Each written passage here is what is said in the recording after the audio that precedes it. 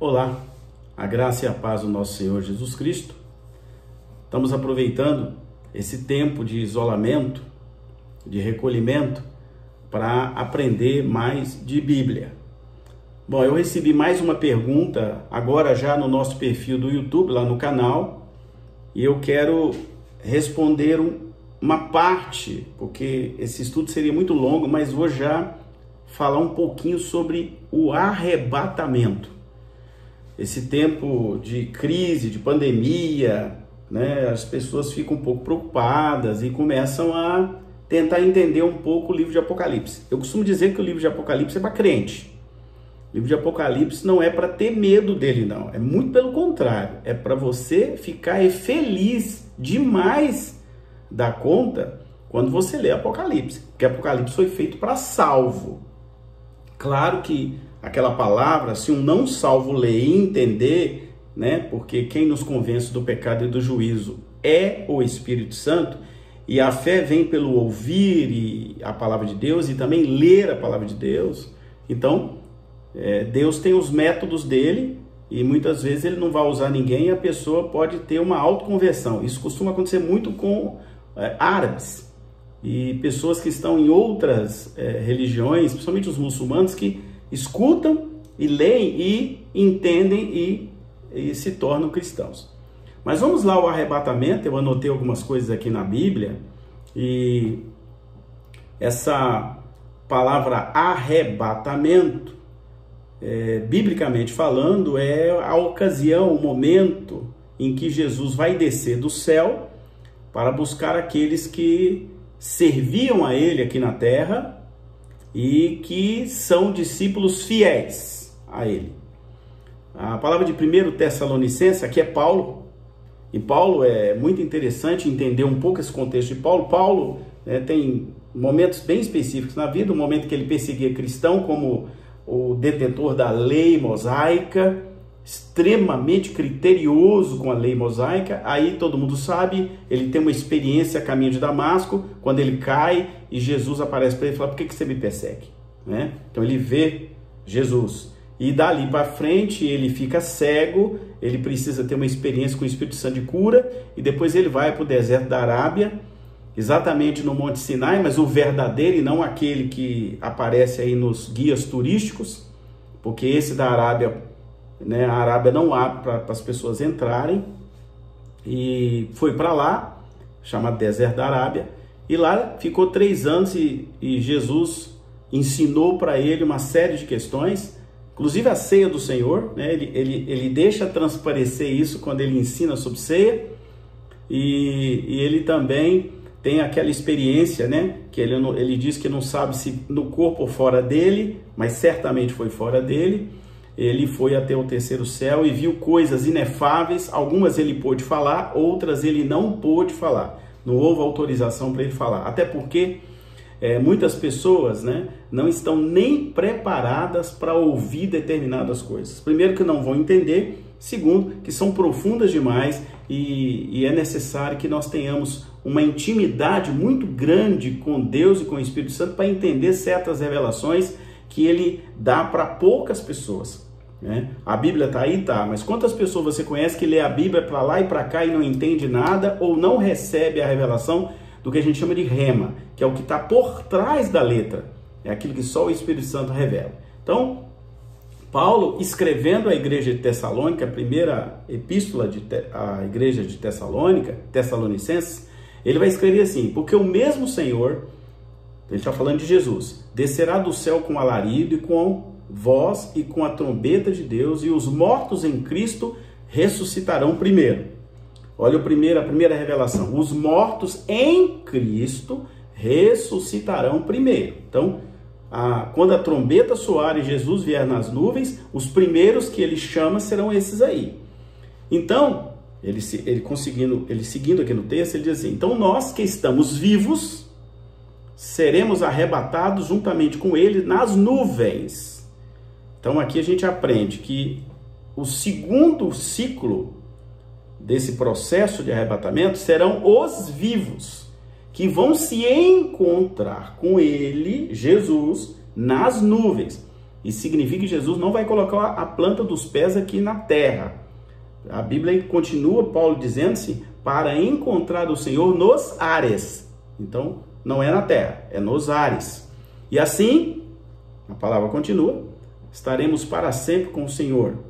E Paulo dá um conselho aqui: consolai-vos uns aos outros com essas palavras. Então, esta palavra é para crente, é para quem crê em Jesus, é para quem vive com Jesus. Se eu for falar isso para um ímpio, ele não vai entender nada, ele nem vai crer nisso aqui. Porque olha o detalhe do finalzinho do texto: consolai-vos uns aos outros com estas palavras. São palavras consoladoras, são reveladoras, apocalípticas e ao mesmo tempo consoladoras. Tudo em um mesmo texto. Então, os discípulos de Jesus, os que estão em Cristo, os que foram batizados em Cristo, os que aceitaram Cristo, os que vivem em Cristo, ressuscitarão primeiro. E aqueles que estejam vivos em Cristo também irão, né? Veja que são duas etapas. A primeira etapa, os que morreram; a segunda etapa, os que estiverem ainda vivos. Eles serão arrebatados juntamente, né, com um corpo já incorruptível, porque não tem condição de um corpo corrupto entrar no paraíso. Não tem. Então, na mesma hora, o corpo será transformado em um corpo incorruptível, ou seja, sem pecado, para encontrar Jesus nos ares. Tá? Isso é muito importante entender isso, né? Vai haver essa transformação imediata. Então, essa vinda visível de Jesus, né, para os que são dele, vai acontecer nesse processo de arrebatamento. Então, todos serão arrebatados, os que estiverem em Cristo, para encontrar com Jesus no ar. Porque lá em 1 Coríntios, agora Paulo escrevendo à igreja de Corinto, 15, no verso 52 ao 53, eu acabei esquecendo de falar do Tessalonicenses, que é 4, 16 e 18, mas agora é 1 Coríntios 15, 52 e 53, vai dizer assim: porque a trombeta soará. Então é um sinal do céu, ó, vai ter um soar de trombeta, e os mortos ressuscitarão incorruptíveis, então com aquele corpo sem corrupção. E nós, aí ele está dizendo, eles vivos, ó, ele está fazendo essa referência, seremos transformados. É o processo de transformação de um corpo corrupto para um corpo incorruptível. Porque convém que isto que é corruptível, aí ele está falando do corpo, esse aqui, ó, se revista da incorruptibilidade, ou seja transformado em algo que não tenha pecado. E isto que é mortal, isso aqui que vai morrer, que é mortal, se revista da imortalidade. Presta bem atenção nesse detalhe. Então, Jesus está dizendo, né, através da revelação do Espírito Santo, confirmando o que ele disse, e Paulo está aqui confirmando também, e eu repito, não é uma pessoa qualquer, é quem já foi lá ver. Paulo esteve no terceiro céu, ele mesmo disse, né? Jesus permitiu isso para ele. Então ele diz que esse corpo mortal se transforma em imortal. Olha que benção. Então presta bem atenção. Isso é para crente mesmo. Então quem será buscado nesse arrebatamento? O próprio Jesus disse aos seus discípulos numa certa ocasião, liberando uma chave para eles de conhecimento, ele disse assim: e se eu for e vos preparar lugar, eu voltarei e vos levarei para mim mesmo, para que possais estar onde eu estou, e para onde vou, vós conheceis o caminho. Está lá em João 14, 3 e 4. Então, o que ele está dizendo? Você já sabe o caminho sou eu. Todo aquele que me aceita, eu levo comigo. Eu sou o caminho, a verdade e a vida. Então ele é o caminho, a verdade, não tem outra verdade fora de Cristo, e ele é a vida. Mas ele não está falando só da vida aqui embaixo, ele está falando da vida eterna. A vida lá em cima no paraíso. Agora sim, o paraíso lá em cima. Então, isso significa que esse caminho é encontrar Jesus, ficar com ele, permanecer nele, perseverar nele, porque aqueles que amam verdadeiramente a Jesus, olha a palavra que eu estou usando, verdadeiramente a Jesus, não se afastam dele, permanecem com ele. Então, em Apocalipse 14, versos 4 e verso 5, está escrito assim: há aqueles que seguem o Cordeiro para onde quer que ele vá. Em sua boca não se achou engano, eles são irrepreensíveis. Então, aquilo que era corrupto, aquilo que era pecaminoso, há uma transformação e eu passo a vivenciar em um corpo irrepreensível, porque eu sigo o Cordeiro. Quem é o Cordeiro? Eis o Cordeiro de Deus que tira o pecado do mundo, Jesus. Então, se eu estou com ele, eu tenho o privilégio, a honra de receber esse corpo irrepreensível. Então, todos aqueles que, pela graça de Deus, a graça é de graça, não é paga, seguem Jesus, né? Eles são da luz, são sal e luz do mundo. Está lá em Mateus 5, de 13 a 16. Isso significa dizer o quê? Que já não há condenação para mim mais, ou seja, a minha condenação foi extinta por Jesus, tá? Porque Jesus é o segundo Adão, o primeiro Adão pecou. Então, como é que ia fazer essa justiça aqui? Jesus então envia o próprio Filho para que ele faça justiça por mim e por você. Eu não conseguiria, né? O Adão caiu e o segundo Adão, que é Jesus, veio e resgatou de novo a minha ligação espiritual com Deus. É isso exatamente que ele fez. Então, agora eu sou de Cristo. E se eu sou de Cristo, eu sou uma nova criatura, tá? Eu não sou mais criatura qualquer, eu sou uma nova criatura, porque agora eu sou feito, isso é a palavra que diz, a palavra de Deus, filho de Deus. Então, a injustiça que havia em mim, né, a insatisfação da redenção que havia em mim, ela foi desfeita pelo sacrifício vicário de Jesus na cruz. Ou seja, eu fui remido por Jesus naquele ato em que ele morre, né, pelos meus pecados e derrama sangue, tá? Esse é o detalhe, né? Ele foi o sacrifício vivo de Deus pela minha vida. Ele derramou o sangue e entregou o próprio corpo dele em sacrifício por mim e por você que está agora me assistindo, tá? Então, agora, por eu estar em Cristo, eu tenho um nome diferente na Bíblia. Eu sou noiva, porque ele é o noivo, tá? Então, em um determinado ponto de Apocalipse 19, 7, 8, vai dizer assim, ó: estejamos felizes e nos alegremos. Por isso que eu falo que Apocalipse é para crente. E demos-lhe glória, porque o Cordeiro é vindo e a sua noiva já se aprontou. Somos nós. A noiva somos nós que estamos nele. É-lhe dado vestir-se de puro linho fino, porque o linho fino são a justiça dos santos. Então, ele se fez justiça por mim. Agora eu vou poder vestir como ele veste, vestidura branca de linho puro, diz aqui Apocalipse. São vestiduras de linho puro, porque linho puro significa purificação, pureza. Não há mais impureza em mim. Então eu posso me vestir dessa nova vestidura. Então, quem é que vai ser deixado fora do arrebatamento? Lembra da parábola das virgens insensatas e das virgens sábias? Está lá em Mateus 25, de 1 a 13. Jesus aqui, ao contar essa parábola, ele nos mostra claramente que nem todos os crentes serão tomados no arrebatamento. As virgens insensatas, é isso que está lá no texto, serão as que vão ser deixadas. Esses são aqueles que não têm uma vida, né, limpa diante de Deus.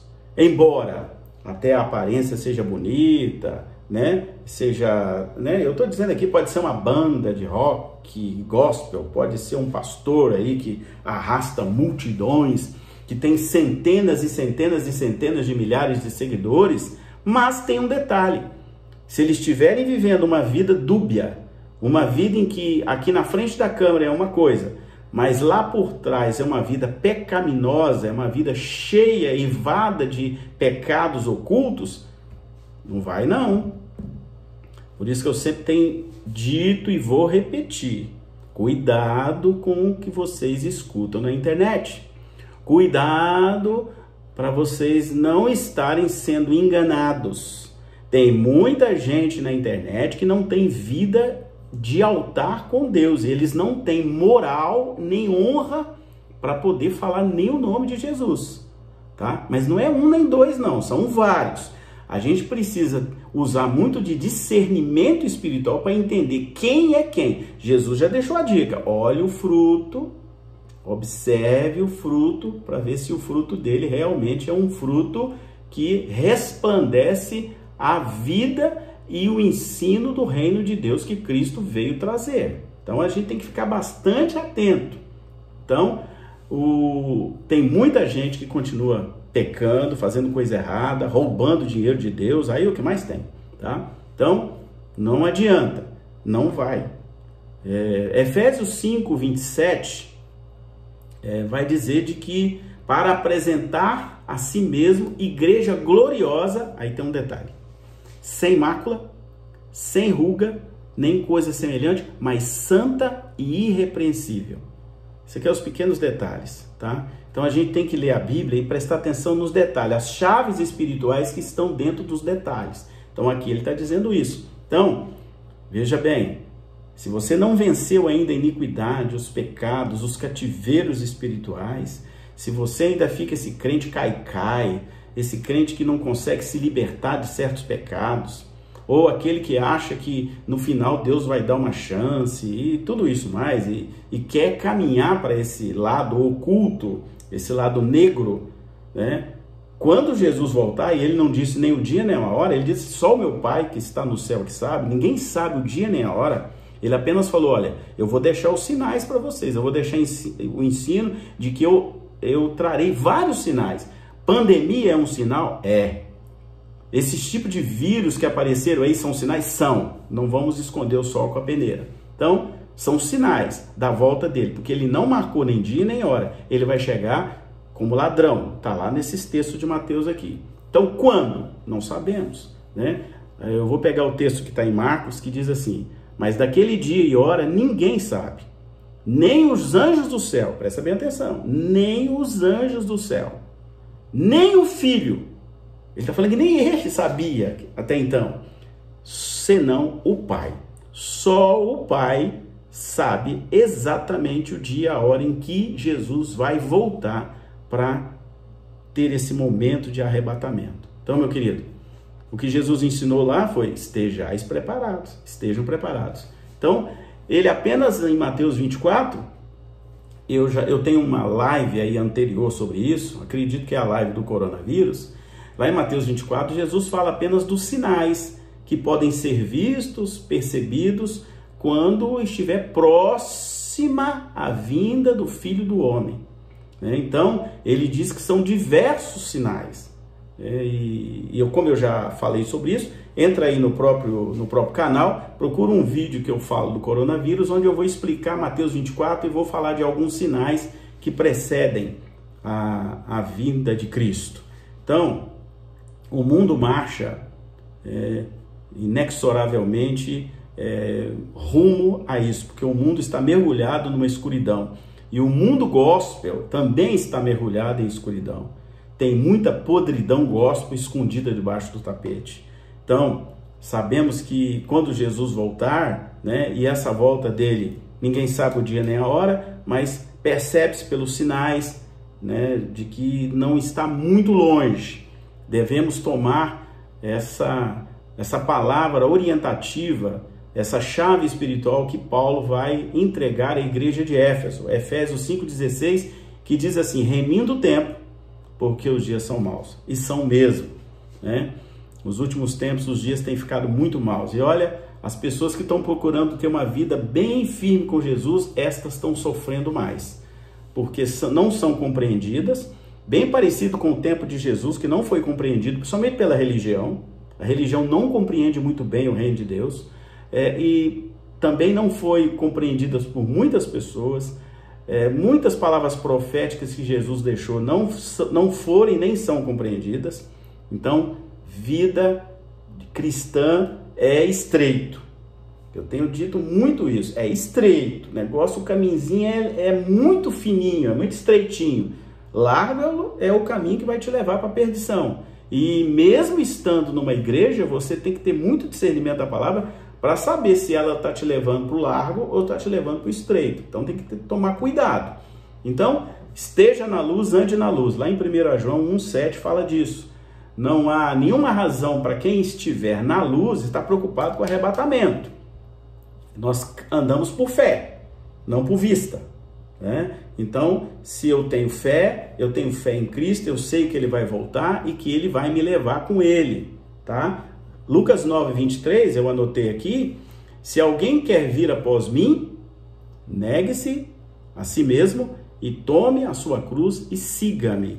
Também fiz uma live sobre isso aí, que é uma live sobre renúncia. Se você quiser ser abençoado com essa live, olha aí nos nossos vídeos e acha um vídeo chamado Renúncia. Eu falo muito sobre esse texto aqui nesse vídeo. E tá lá em 1 João 3,3, também vai dizer assim: e todo aquele que nele tem essa esperança, nele é Jesus, purifica-se a si mesmo, assim como ele é puro. Então, quem tem desejo de se purificar, quem tem vontade de se purificar, quem realmente busca essa purificação, está no caminho certo. Porque ninguém é perfeito. Eu não sou perfeito e eu não conheço ninguém na terra que seja perfeito. Não, realmente não tem. Mas se Deus vai olhar, que caminho que você está seguindo? Você está buscando a perfeição? Você está buscando aprender dele? Você está buscando ficar com ele? É isso que Deus está olhando lá de cima. E Jesus está lá advogando para você. Não, aquele lá, ele peca, Deus, mas eu estou vendo o caminho dele. Eu sei o que ele está fazendo, eu sei o que ele está buscando. Então é isso que você tem que ficar atento, tá? Então, se você quiser ir junto com Jesus no arrebatamento, né? Você quer manter essa maravilhosa graça de Deus sobre a sua vida, né? Você procura viver em amor e comunhão. Isso é muito importante, isso é um aprendizado muito forte de Deus para nós, tá? Sacrifique-se sempre por Deus e para Deus, e no dia que o noivo vier buscar a noiva, ele vai reconhecer que você faz parte dos tais. Você é, como diz a palavra, você é daqueles do caminho. E aí ele vai recolher você para levar para ele. Se você quiser conhecer mais essa palavra, te convido a ler Filipenses 8, que é um texto muito bacana. Filipenses 3, aliás, desculpa, 8 não, 3. Filipenses 3, que vai nos dar digamos assim, um ensinamento, uma liberação da graça, para que você possa entender claramente quem Jesus vai buscar. Então, abra a tua Bíblia. Esses dias aí a gente está podendo abrir Bíblia à vontade, né? E você pode, abrindo a Bíblia, você aprender de Deus, né? Aprender de Deus. Porque Filipenses vai dizer assim: o que eu achava que era lucro, que essa vida, né, tem que ser perda por causa de Cristo, né? E ele vai dizer assim: mais do que isso, considero tudo como perda. Isso é Paulo falando na igreja de Filipos. Comparado com a suprema grandeza do conhecimento de Cristo Jesus, meu Senhor, por cuja causa perdi todas as coisas. Eu as considero como esterco para poder ganhar a Cristo. Então, Paulo está dizendo assim: tudo que eu ganhei no mundo não tem valor nenhum. O que vale para mim é Cristo Jesus e a vida que Ele me oferece lá no céu. Então a gente tem que viver na terra na perspectiva do céu. E ele continua nesse texto dizendo assim: e ser encontrado nele, não tendo a minha própria justiça que procede da lei, mas a que vem mediante a fé em Cristo Jesus. Fé em Cristo Jesus, a justiça que procede de Deus se baseia na minha fé. Quero conhecer a Cristo, ao poder da sua ressurreição e a participação em seus sofrimentos, tomando-me como ele em sua morte, para de alguma forma alcançar a ressurreição dos mortos. Então Paulo está dizendo o seguinte: eu prefiro sofrer aqui, passar dificuldade, ser vilipendiado, ser xingado, ser perseguido, ser chamado de doido, não tem problema, mas eu quero crer que eu vou ressuscitar com Jesus no dia do arrebatamento. Amém? Que Deus possa abençoar você. Deixei os versículos aí durante a live, que você possa pegar a tua Bíblia, ler de novo, calmamente, leia com calma, aprenda desse versículo e queira estar, se você ainda não estiver. Se você estiver, glória a Deus. Se você não tiver, queira estar junto desses que serão arrebatados. É isso que eu desejo para você, que eu desejo para a tua família, que eu desejo para a tua casa, é que você esteja junto comigo, subindo com Jesus. Se você estiver morto, não tem problema não. Serão os primeiros. Mas se você estiver vivo, você também irá quando a trombeta soar. Só vai escutar essa trombeta quem tem ouvidos. Lembra do Apocalipse? Quem tem ouvidos, ouça o que o Espírito de Deus está falando. Então, se você tem ouvidos para ouvir a palavra de Deus e permanecer nele, permaneça. Porque essa permanência, essa perseverança é que vai te dar o reino de Deus. Que Deus te abençoe poderosamente, em nome de Jesus, aquele que virá um dia para te arrebatar, para levar você para junto dele, no seio de Cristo Jesus. Amém.